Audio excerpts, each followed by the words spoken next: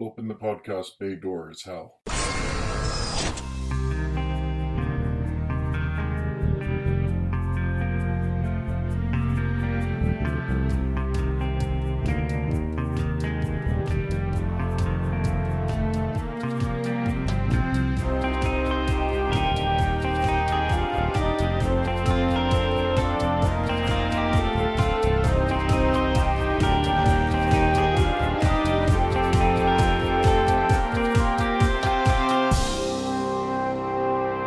Hello everyone, welcome to episode 25 of Welcome to Geektown.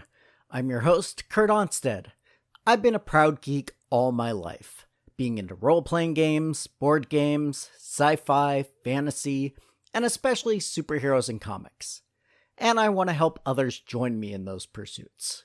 But I've found that sometimes people can get overwhelmed or feel left out because they don't already have what some consider the requisite knowledge to be considered a fan. And that's where Welcome to Geektown comes in. Here you can ask your questions without feeling like a gatekeeper is calling you out for not yet being fully versed in every aspect of your new interest. A quick apology before we get started. If my voice sounds a little rough, I'm not doing my Batman voice. I'm just recovering from a cold. But I wanted to make sure I keep releasing my podcast in a timely manner, so hopefully it's not too noticeable. If you want a little more Geektown in your life, be sure to check out my Twitter feed at Geektown Podcast. I've been chatting with some of my favorite creators over there, as well as discussing some of my personal favorite characters, one of whom you'll learn more about in one of the next few episodes. I'm having a lot of fun over there, and I'd love you all to join in. On to this week's question, which comes from Ricky G.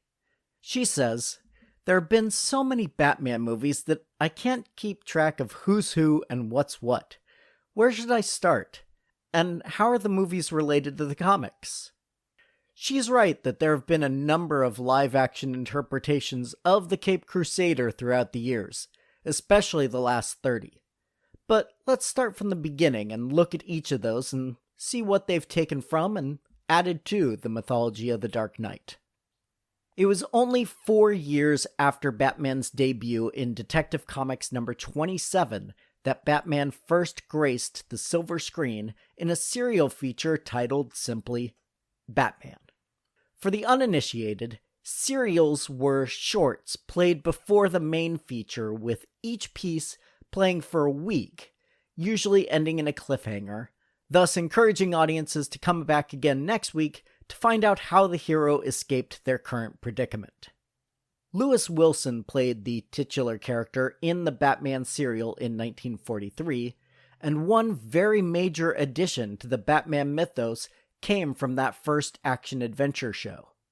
The Bat's Cave, later simplified to the Batcave, was introduced in this live-action adaptation before it ever appeared in the comics, along with the entrance to the cave being hidden behind the grandfather clock. In addition, the comic artists also drew inspiration from William Austin, the actor who played Bruce's trusty butler Alfred, and so in the comics, the character changed from a bumbling, portly fellow to the thin, razor-sharp-witted man that he continues to be to this day. Due to the time it was released, there are some unfortunate racial stereotypes and particularly anti-Japanese propaganda that you have to deal with, and of course, the effects and fight choreography is laughable compared to today, but if you know that going in, you can appreciate it for what it was at the time. Another serial was produced 6 years later in 1949, titled Batman and Robin. It is considered a sequel to the 1943 serial, however, none of the original cast was involved. Both it and the original have been released on home video in various formats.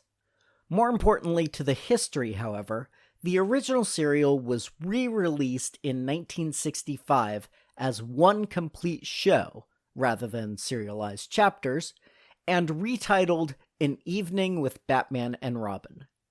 The popularity of that presentation is what inspired the Batman television series starring Adam West.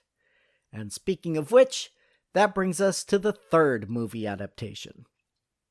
In 1966, in between the first and second season of the television series, 20th Century Fox released Batman, or Batman the Movie, teaming up the dynamic duo against their greatest foes, including Joker, Riddler, Penguin, and Catwoman. The Adam West, Burt Ward take on Batman and Robin has been alternatively loved and mocked by comic fans over the years. These days, I think reaction falls somewhere in between, or even a combination of the two.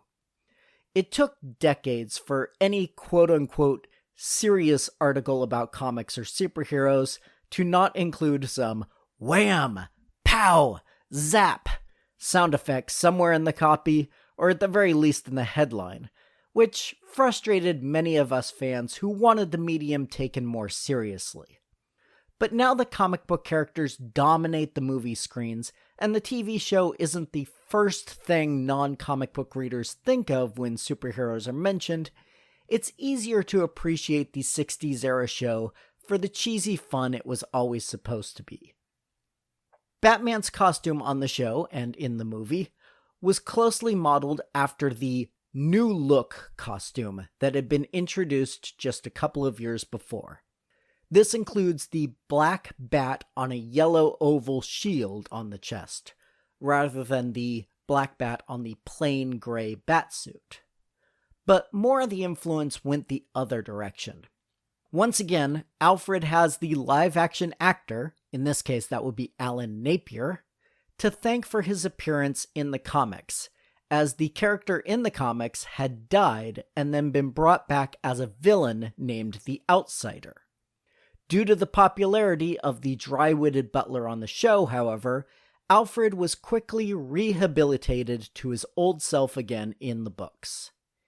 And without the 60s TV show, we may never have had the Barbara Gordon version of Batgirl, as the show's producers specifically requested a new female character be created to add to the show, which ended up being the Commissioner's daughter, created by DC editor Julius Schwartz and artist Carmine Infantino. At the time, there was hope of spinning Batgirl off into her own TV show, but that was not to be, and the third season of Batman was its final one. It was over 20 years before we would see a new Batman movie, and it went out of its way to differentiate itself from the version that had dominated the last 2 decades of the mainstream. Brooding and gothic, as only Tim Burton could do, we now reach the 4th movie adaptation, and the 3rd to be titled Batman. Released in 1989, this was the darkest and most serious take on Batman to date. Starring Michael Keaton, a very controversial choice at the time as he was mostly known for light comedic roles, and Jack Nicholson, who received top billing as the Joker, the movie was easily the top grossing for the year, beating its closest competitor, Indiana Jones and the Last Crusade, by over $50 million. Inspiring the tone and appearance for the animated series that launched the DC animated universe, 1989's Batman was a defining moment for The Dark Knight. Unsurprisingly, a sequel was called for. Released the summer of 1992, Batman Returns brought back director Tim Burton and star Michael Keaton. Going even darker than the original, a grotesque penguin and a pale-skinned, almost corpse-like Catwoman were the villains, played by Danny DeVito and Michelle Pfeiffer, respectively. The film was critically acclaimed at the time, and enjoyed by audiences, though not to the extent that the first in the series was. And the studio was unhappy with it, as they were looking for a movie that would be more appealing to children and, quote-unquote, toyetic. So for the next movie, a new director was brought on board. Batman Forever, starring Val Kilmer as Batman and directed by Joel Schumacher, is ostensibly a sequel to Batman and Batman Returns. However, other than a few cast members remaining, most notably Michael Gough as Alfred and Pat Hingle's Commissioner Gordon, there isn't a whole lot tying this movie and the next to the previous two.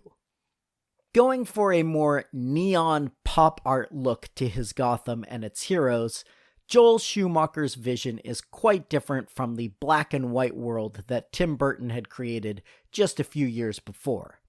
And that was doubled down on in the fourth and final film in this run, Batman and Robin. With its ice puns from Schwarzenegger's Mr. Freeze and the Bat credit card scene as just a few examples, the Batman franchise was now back in the full cheese mode of the 60s movie, but without the self-seriousness that makes for the best campy fun. Fans had had more than enough of this version of the Caped Crusader, and the series lay dormant for a decade. I didn't touch much on influences between the comics and films for the Burton-Schumacher run, and that's because there honestly wasn't much of one. The comics were very successful at the time, and didn't feel the need to borrow much, if anything, from the movies, and directors Tim Burton and Joel Schumacher each had a very singular vision that did not call much from the comics themselves. Moving on, after the fallow 10 years following Batman and Robin, the next film, Batman Begins, was the first in Christopher Nolan's Dark Knight trilogy, and was a much more grounded approach to the character, placing it as much as possible in the quote-unquote real world. The script, by Nolan and David S. Goyer, was very much a back-to-basics approach, and featured scenes and moments straight out of Frank Miller's Batman Year One storyline from the comics. This version of Batman was both critically acclaimed and popular commercially. The sequel, The Dark Knight, was even more successful, grossing over $1 billion worldwide and earning a posthumous Best Supporting Actor Academy Award for Heath Ledger's portrayal of the Joker. Because of how popular Ledger's Joker was, the villain's comic book counterpart had a few stories where he was drawn in a similar fashion, though he has since returned to his more classic look. Nolan's third film in the trilogy, The Dark Knight Rises, was not quite as well loved, though it still did very well at the box office. This movie again borrowed some story points from the comics, specifically the Nightfall storyline, where Batman had his back broken by Bane, although it shortened his recovery time by quite a bit for the sake of fitting into a 2-hour movie. Director Christopher Nolan and actor Christian Bale were both ready to move on by the time the trilogy had finished, and so no effort was made to continue the series without them. However, one creative force did stay on for the next movie project that included Gotham City's Protector, and that is writer David S. Goyer. After having written The Man of Steel, which launched DC's movie universe, Goyer contributed to the screenplay for the sequel, Batman vs. Superman: Dawn of Justice. Again, Goyer, being a comic fan and sometime comic book writer, used a couple of previous comic stories for inspiration.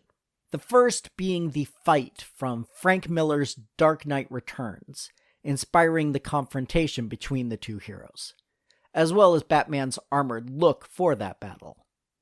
Secondly, one of the most well-known stories by non-comic book readers, The Death of Superman, including its villain Doomsday, was drawn upon for the conclusion. A third story is alluded to with the empty Robin suit in the Batcave. That was A Death in the Family, where the second Robin, Jason Todd, was killed by the Joker. Unlike most previous incarnations, Batman was portrayed as having been around for many years, and was now a middle-aged, worn-down hero, with 44-year-old Ben Affleck playing Bruce Wayne. Affleck reprised the role briefly in the movie Suicide Squad, and then again a few years later in Justice League, where he recruits other heroes, including Aquaman, Wonder Woman, Flash, and Cyborg, to join the aforementioned League. Originally, Justice League was going to help kickstart the DC Extended Universe. However, the lackluster reviews and underwhelming performance at the box office has changed Warner Brothers' plans. It appears that, unlike Marvel, DC is going to keep most of their films fairly separate from one another and avoid an integrated movie universe. And Ben Affleck is officially done playing Batman, according to director Matt Reeves, who is working on the 2021 movie tentatively titled The Batman. The next planned portrayal of Bruce Wayne is going to be in the Joker movie starring Joaquin Phoenix, currently scheduled to be released in October 2019. However, this will be pre-Batman Bruce Wayne, so we'll have to wait until 2021 before seeing another Dark Knight on screen again. So, that wraps up our live-action Batman retrospective. Do you have a favorite? Let me know which one that is, and why. And if you have something in the geek realm that you'd like to know more about, or you'd like to, well, actually, me on something I've said, please send me an email at welcometogeektown, all spelled out, at gmail.com. You can also leave a comment directly on the show notes at www.welcome2, the number 2 in this case, geektown.com. Other contact options include facebook.com/welcometogeektown or Twitter at geektownpodcast. In the meantime, don't forget to subscribe and give me a 5-star review over on iTunes to join the Geektown City Council and help other people find the show, so we can all tell them, welcome to Geektown, population, us. Welcome to Geektown is written, narrated, edited, and produced by me, Kurt Onstead. Theme music is by Aaron Levitz, logo art by Archie Santana. All other sound clips are the copyrighted material of their respective owners, and no infringement is intended, falling under